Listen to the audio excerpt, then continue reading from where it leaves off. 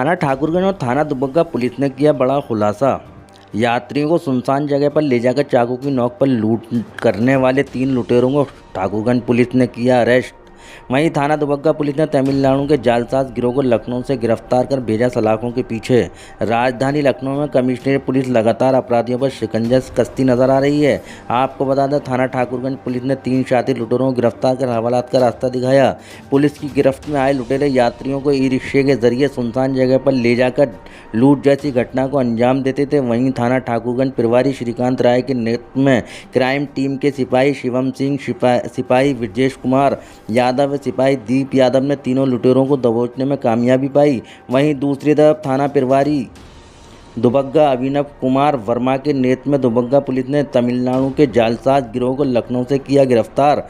गिरोह में शामिल जालसाज विजय सौरी राजन और एम गणेशन को गिरफ्तार किया। ये गिरोह अलग अलग क्षेत्र में दुकान खोलकर इलेक्ट्रॉनिक सामान सहित अन्य सामान कम दाम पर देने का झांसा देकर लोगों से ठगी करता था। एडवांस रकम लेकर ऑर्डर डिलीवरी का झांसा देते थे।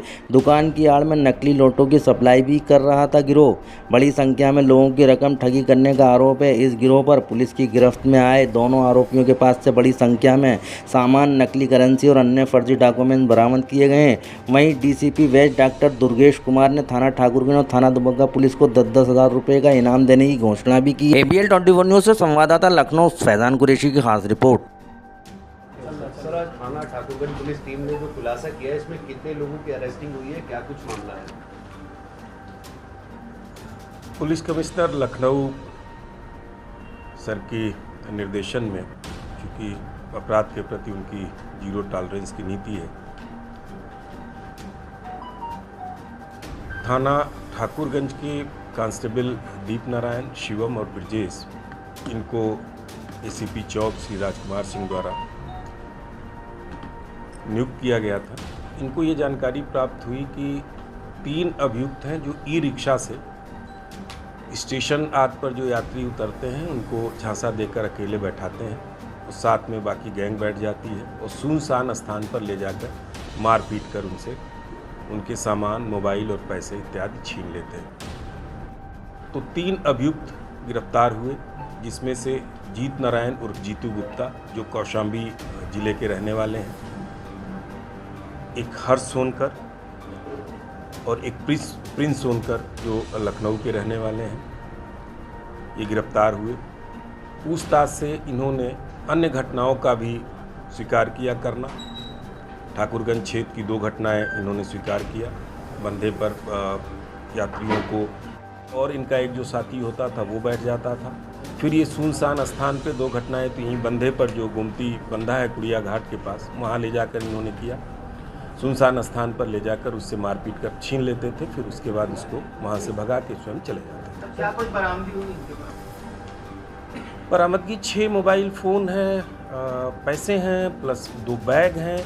उसमें से 2 मोबाइल फ़ोन जो मुकदमे लिखे गए हैं ठाकुरगंज पे उससे संबंधित हैं। एक ई रिक्शा जो जिस ऑटो रिक्शा से ऑटो रिक्शा से ये घटना करते थे, वो ऑटो रिक्शा भी बरामद हुआ है। अब चूँकि ये घटना इसमें आप जैसा विदित है कि जो इनके सरगना हैं जीत नारायण, ये कौशाम्बी के रहने वाले हैं। अंतर जनपदीय घटना है ये, और इनकी कोई आइडेंटिटी नहीं थी। जो हमारे कांस्टेबल हैं, कांस्टेबल दीप नारायण, शिवम और ब्रजेश, इन लोगों ने बहुत अच्छा काम किया। एक अंतर जनपदीय गैंग का इन्होंने अनावरण किया जो कठिन कार्य था। इसके लिए मेरी तरफ से इस टीम को 10,000 रुपये का नगद पुरस्कार भी दिया। जो आज ये खुलासा किया है, इसमें कितने लोगों की अरेस्टिंग हुई है, क्या कुछ मामला निकलकर सामने आया है? ये मार्च माह में एक शॉप खोलकर सस्ते दर पर इलेक्ट्रॉनिक सामान, फर्नीचर इत्यादि शादी विवाह के लिए बुक करके और फिर दुकान बंद करके ये अभियुक्त फरार हो गए थे। इस घटना में काफ़ी संख्या में लोग पीड़ित थे। उक्त परिप्रेक्ष्य में मुकदमा अपराध संख्या 67/406-420 IPC पंजीकृत करके पुलिस कमिश्नर लखनऊ सर के निर्देश पर इस प्रकरण को, चूँकि इसमें संख्या ज़्यादा थी जो पीड़ित थे, बहुत गंभीरता से इसको लिया गया।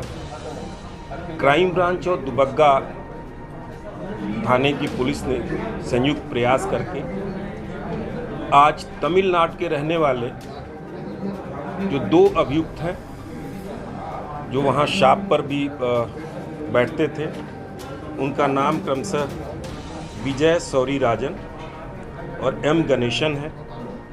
ये तंजावर तमिलनाडु के रहने वाले हैं। इनको गिरफ्तार किया है।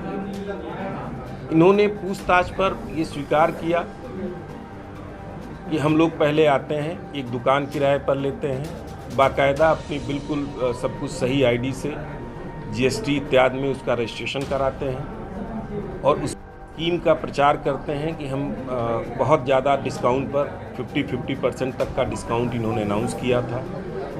आप पैसा जमा कर दीजिए और 15 दिन के बाद, 1 महीने के बाद एक समय देते हैं, आके अपना अपना सामान आप ले जाइए। इस झांसे में आकर बड़ी संख्या में लोगों ने इनको पैसा जमा किया था और बाद में ये दुकान बंद करके भाग गए थे। गिरफ्तार करने के बाद जब इनकी तलाशी ली गई, इनके पास से करीब 8,000 रुपये के फोर्ज करेंसी प्राप्त हुई है, जिसमें 500, 100, 50 और 200 के नोट हैं। उसके संबंध में पूछा गया, इन्होंने बताया कि जो इनका एक और सदस्य है, मुरुगन नाम है उनका, उन्होंने इनको दिया था और जब ये पैसा वापस करते थे उसमें ये प्रयास कर रहे थे, ये जज करने का प्रयास कर रहे थे कि ये नोट कहाँ तक चल सकता है। उसके संबंध में भी इनके खिलाफ और इनके जो सरगना है मुरुगन, उनके खिलाफ कार्रवाई की जा रही है। पूछताछ पे ये भी इन्होंने खुलासा किया कि यहाँ से जाने के बाद झारखंड में पड़ता है, वहाँ इन्होंने कमरा वगैरह लिया था, अभी शॉप शुरू नहीं किया था, वहाँ प्लानिंग कर रहे थे करने का, अभी वहाँ अपराध नहीं कारित कर पाए हैं। अब चूँकि ये घटना अंतर्राज्यीय अपराधी गैंग से संबंधित है, ये तमिलनाडु के रहने वाले हैं, इस स्टेट में आके इन्होंने अपराध किया था। अगला टारगेट ये झारखंड को कर रहे थे। ये कठिन काम था इसका अनावरण करना, जिसमें क्राइम ब्रांच डीसीपी वेस्ट और दुबग्गा पुलिस ने प्रयास किया और बड़ी सफलता प्राप्त की। इसके लिए इस पूरी टीम को मेरे द्वारा 10,000 रुपये का नगद पुरस्कार भी दिया गया। सर, कुल कितने पीड़ित थे जो सामने आए हैं?